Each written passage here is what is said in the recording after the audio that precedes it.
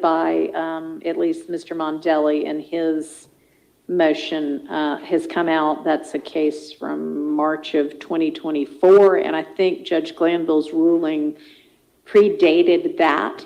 So I do want to give that consideration because that's a new case.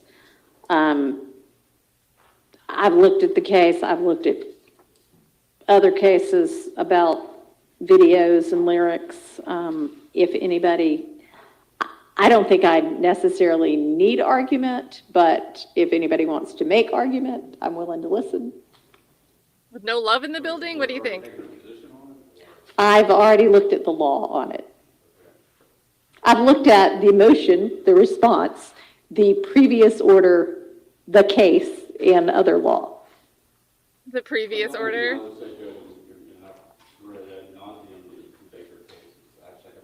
It is long.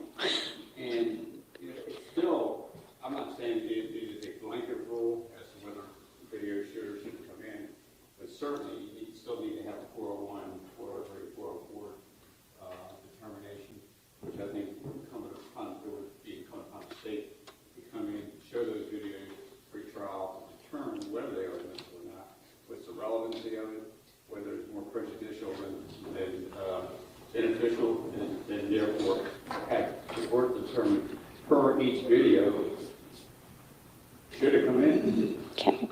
And I don't think there's any other way to do it other than to see videos. I've only seen 2 of them. I don't know how many there are, but the 2 I've looked at don't seem to indicate anything. And certainly in the Baker case, the state, I think, needs to say on the record what is their purpose and intent and why they feel they need it in order for it to come in. Just because it's a rap video doesn't necessarily mean it does or doesn't come in. The 2 videos I saw said nothing about gangs, said nothing about killing people, said nothing about burying people, killing snitches, things that were referred to in the Baker case as far as what should or should not come in. They were just music videos. Really, they didn't seem that harmful to my client, although I've not seen the other 3. But certainly, my concern is would juries have a tendency of having gang activity been such a big deal in the news and in trials, and in almost every murder case now is considered a gang case.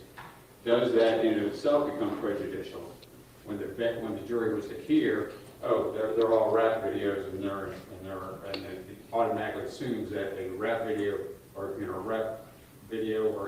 a lyrics or song from the rap video doesn't necessarily be a gang member. And that's what I think needs to be looked at very closely anytime that is entered into evidence. All right. Appreciate that. Yes, sir. We just had a brief argument with respect to the 403, 404 analysis. The videos, by my count, it's like north of 200. It's probably more. I'm still counting through.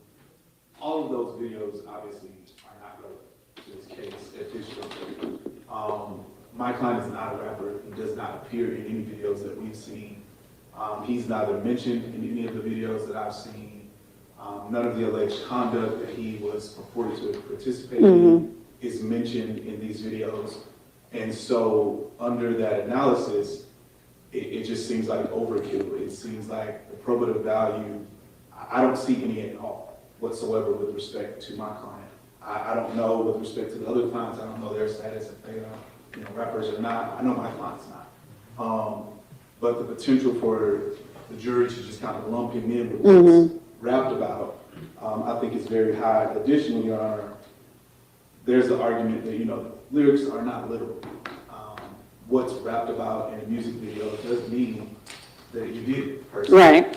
And so I'm just really, really concerned with the probative value, to me, based on the rules, substantially outweighed by the prejudicial effect. All right. I don't see any probative. Understood. So I think we're dealing with, I'll let you have your say, but I think y'all we are potentially needing to address 2 different things.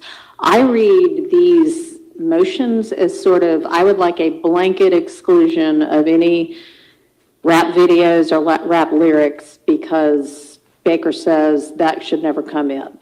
That's one issue.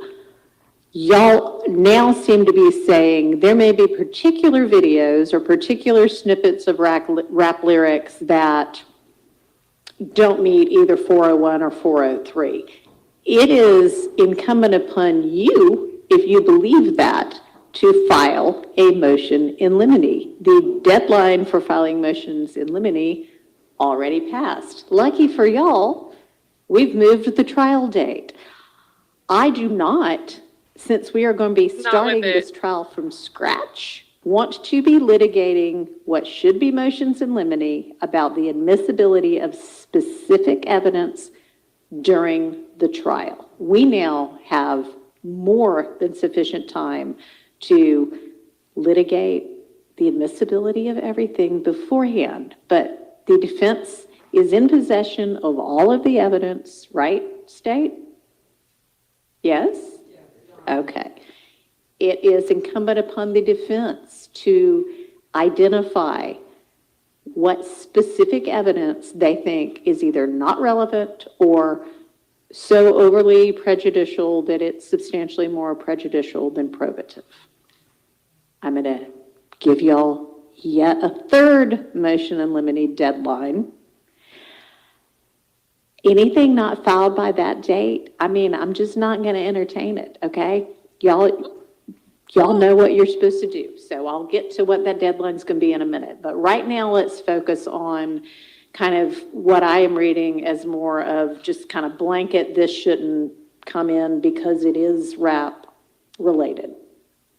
Judge, the position I take is that I don't see this being any different than the motion for me, any different than a motion to suppress.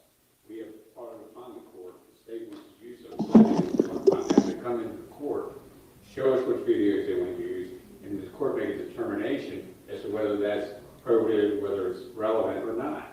I don't think for us to have, we don't have the burden going forward with that. I think the state does because they want to use it. It's not different than a motion to suppress. Well, I can get some clarity from the state about what evidence they intend to use, because I do think it's going to help everybody to, much like we did later on in the trial, really know what it is that is going to be presented so that we can all be on the same page about it. I want us to do that. But it is not incumbent upon them to say, here's Exhibit A. Anybody have an issue with Exhibit A? Here's Exhibit B. Anybody have an issue with Exhibit B? They're going to say, here are Exhibits 1 through 300. This is what we're going to use. And y'all are going to look at 1 through 300 and say, motion in limine as to item number 57, 73, 82, and whatever it is y'all want, and then we'll litigate them. She is so tired of teaching lawyers how to lawyer. I remember that moment with Mr. Brown. The only thing I'll say, and not having this court before, and I'm not trying to be argumentative, my understanding is that emotional limine can be done at any time, even during trial. That's true, but that's true. I think this is Mondelli, I believe, attorney here for Garlington. He's right. Motions in limine are supposed to be ahead of time, but, not all evidence is disclosed to the other party right away. So when there's a circumstance where evidence is disclosed in the middle of trial, it can be appropriate to put forth a motion in limine in the middle of trial. I don't think Mondelli is familiar with what Paige is referencing here, where Miss Love, specifically Miss Love, not the others at the state's table here, she was making motions in limine in the middle of trial asking Glanville to stop sustaining the defense's objections. So that's what Paige has in her mind. So I think he's not catching what exactly was the issue that shouldn't have been in place in the last trial. But he's right. If it only becomes apparent then, okay? So if there's some sort of evidence that they discover the day before, then maybe we're doing a mid-trial motion in limine. But if it is evidence that y'all have known for months before the trial was going to be presented, no. Okay, all right. Okay, so, I'm sorry, Mr. Johnson, did you want to say anything on kind of the more broad issue? Okay. I understand right now we've been given quite a bit of discovery that has a great number of different videos. As Mr. Kessler pointed out, we do not know exactly how the state is going to present their case, which video they're going to present, which snippet they're going to emphasize. So at this point in time, all we can do is object to on the broad scale to the introduction of all of it. Also on the ground that a lot of these videos can be possibly construed as improper character evidence. Because if none of these videos state specifically specific things as it relates to these particular crimes, then the introduction of these videos, the backgrounds of these videos, the sounds and things that they may be doing in these videos could be construed as the jury as improper character evidence in this particular case. That's why we believe that they're highly prejudicial in this matter. And if these videos in question do not specifically speak to any kind of crimes that the state are alleging that these people have done in this indictment or any other crimes, then basically there's a situation where the probative effect is very minimal, while the prejudicial effect of all these videos are very high and possibly could confuse the jury and inflame the passions of the jury based on some of the actions and things that may have been said in some of these music videos, including holding guns, flashing certain symbols and stuff like that. And if the state is going to say that the flashing symbols and stuff is gang activity, they are able to present that evidence in other ways that may not be as inflammatory as the music videos in this case, Your Honor. All right, well, Your Honor, I want to be brief, because I know this honorable court is well abreast in Baker and rulings related to this topic, but for clarity's sake, with the chart that the state provided to the court and defense counsel, on the first page, which is what's in the redacted indictment, the only thing I would classify as... let me find the chart. Yes, Your Honor. All right, I've got it, thank you. So this is from the original indictment numbering, but overt act 60, which is going to be one of the overt acts, the original overt act number 60, that is just going to be audio. There's All right, hang on. Yes, That Your Honor. is,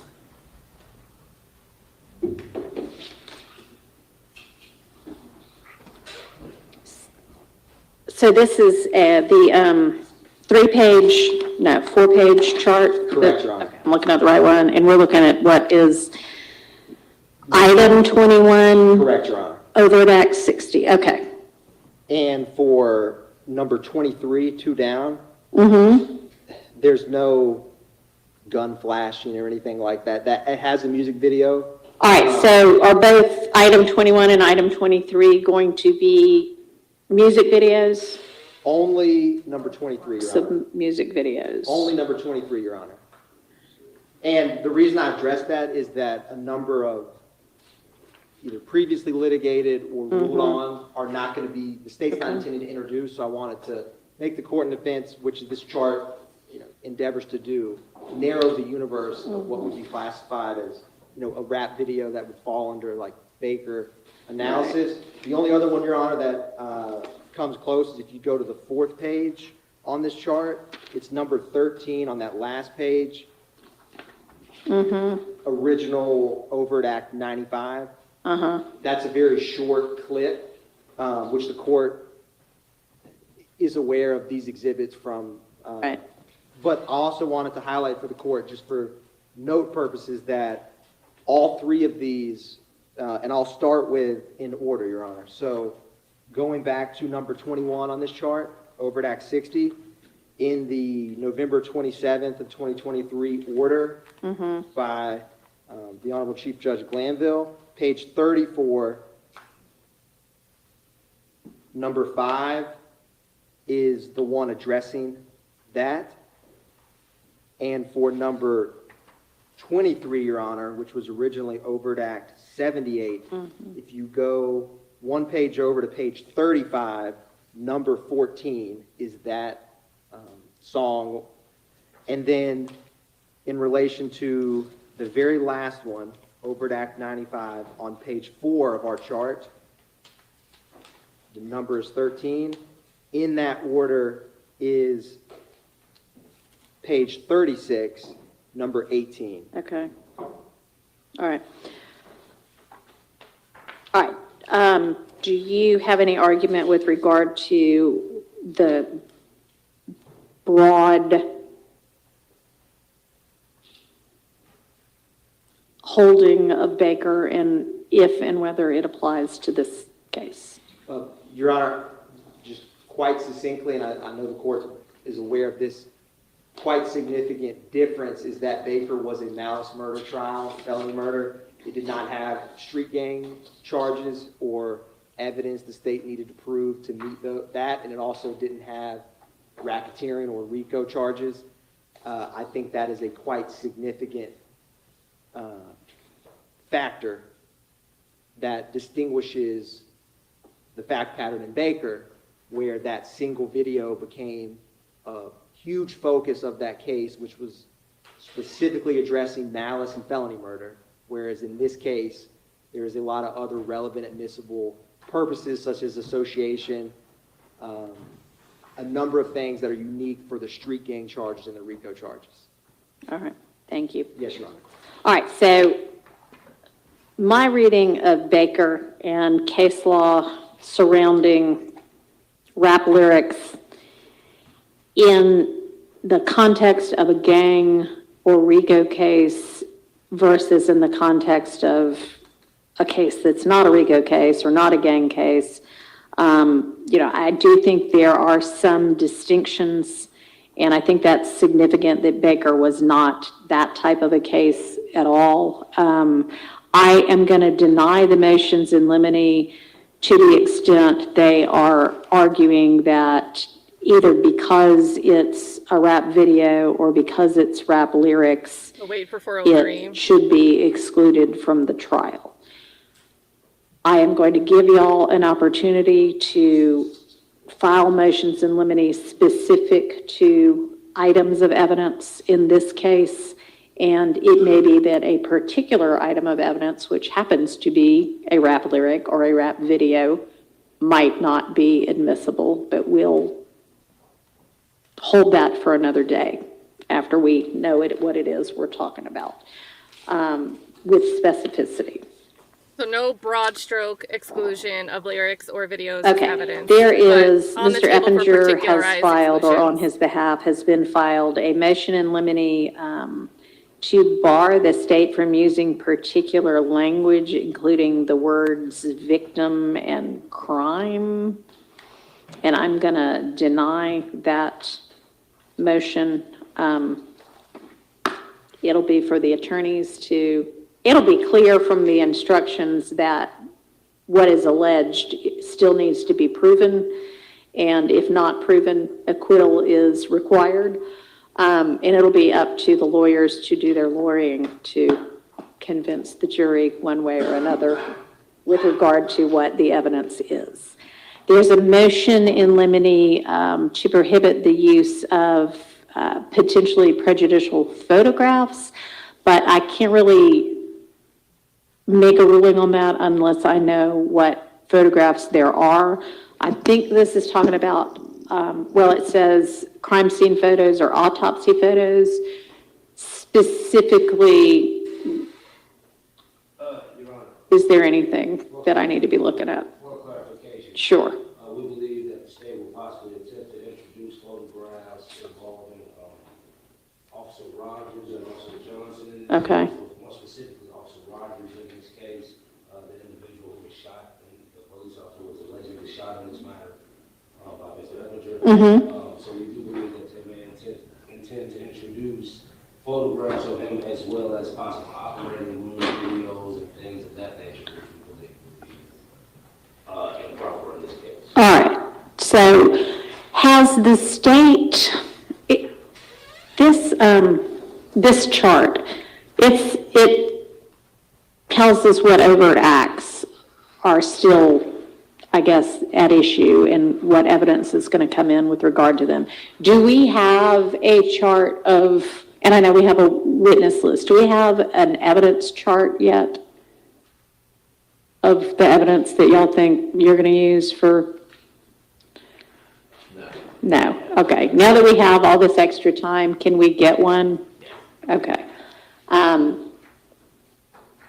Yeah, I think we can't answer that question until we know what the evidence is going to be. We can answer that question. All right. The state does intend to use photographs to show the injuries that Officer Rogers sustained when he was shot 6 times. I think the case law and the supporting law allows us to do that because there's a charge related to that show and present to the jury that there was either temporary or permanent part of Officer Rodriguez's body that was rendered useless due to the actions of, or the alleged actions of Mr. Eppinger at this time. I do believe the state is more than entitled to present those photographs. Now, I would agree with counsel, and I'm sure the court, as it relates to duplicative photos that show the same thing over and over again, but the state has the right to present evidence in order to meet the elements of each crime charged within the indictment, and one of them is the aggravated battery. Which one is the aggravated battery? That's not actually charged as a specific crime, is it? No, it's not, Your Honor. It's like is that like a gang charge or? Aggravated battery anywhere in the indictment. Or related to the attempted murder. So, Officer Rodriguez, I think we can Okay. prove that there was an attempted murder, the 6 shots and the damages the 6 All right. shots caused. I don't disagree. I doubt if Mr. Johnson disagrees that there's case law that permits the prosecution to use photographs to prove their case. What we need to sort out is some photograph so hideously, graphically Oh my goodness. offensive Noise. that it should be ruled out, and we can't decide that until we know what the photographs are. So once you put your chart together and you know, here are the 5 or 10 or whatever photos we intend to use, then we can litigate specifically. Right now, I'm going to deny that motion. It's just too broad to grant. If there's a more specific one later, I'll reconsider, or I'll consider it later as it is specified. There's only 8 photographs. Okay, well, there. All denied, but some can come back with specificity. Once we're able to get that list from the state. Okay. And again, y'all got the whole universe. And I think you have the more narrowed universe.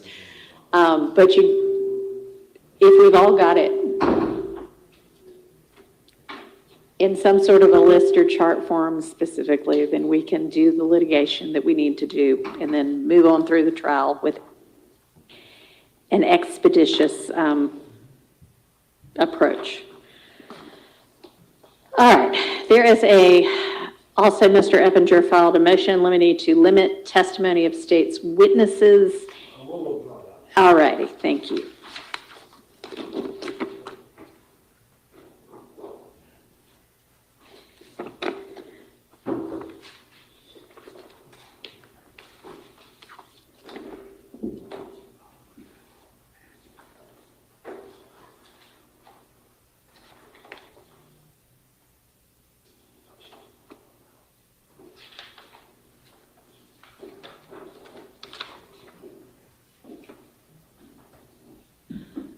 All right, the state has a supplemental notice of intent to introduce particular business records. Like phone records. Any issue with that? I think they've attached what the records, or the